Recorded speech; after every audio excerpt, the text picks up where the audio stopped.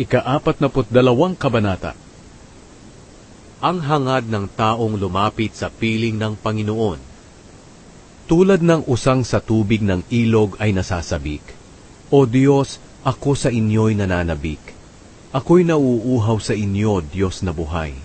Kailan pa kaya ako makakatayo sa presensya niyo? Araw-gabi luha ko lang ang pagkain ko. Habang sinasabi sa akin ng aking mga kaaway, nasaan na ang Diyos mo? Sumasama ang loob ko kapag naaalala ko, na dati ay pinangungunahan ko ang maraming tao na pumupunta sa templo. At kami ay nagdiriwang, sumisigaw sa kagalakan, at nagpapasalamat sa inyo. Bakit nga ba ako nalulungkot at nababagabag? Dapat magtiwala ako sa inyo. Pupurihin ko kayong muli aking Diyos at tagapagligtas.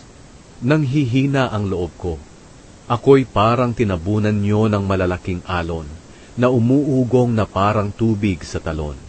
Kaya dito ko muna kayo inaalala sa paligid ng ilog ng Jordan at Hermon, sa bundok ng Mizar. Sa araw, Panginoon, ipinapakita nyo ang inyong pag-ibig. Kaya sa gabi umaawit ako ng aking dalangin sa inyo. O Diyos na nagbigay ng buhay ko. O Diyos na aking batong kanlungan, ako'y nagtatanong, bakit niyo ako kinalimutan?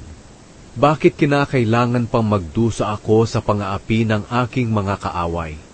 Para bang tumatagos na sa aking mga buto ang pangiinsulto ng aking mga kaaway? Patuloy nilang sinasabi, nasaan na ang Diyos mo?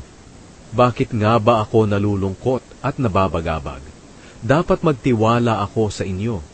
Pupurihin ko kayong muli aking Diyos at tagapagligtas.